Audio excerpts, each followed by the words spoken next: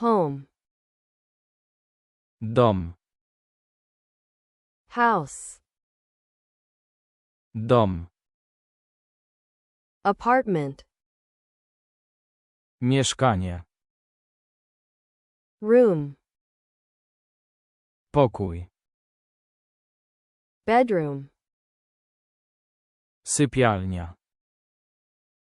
living room, salon, bathroom, łazienka, hallway, korytarz, balcony, balkon, garden, ogród, backyard, tylne podwórko, door,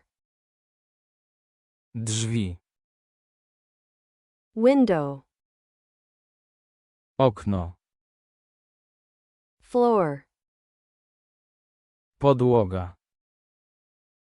ceiling, sufit, wall, ściana, stairs, schody, roof, dach, garage, garaż, parking, parking,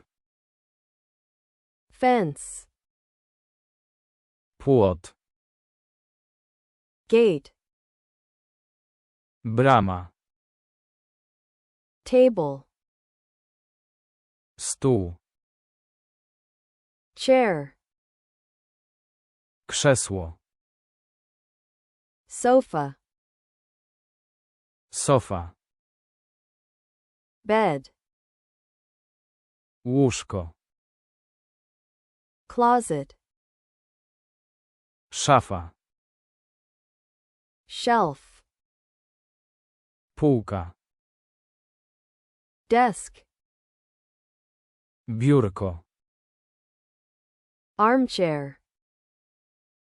fotel, mirror, lustro,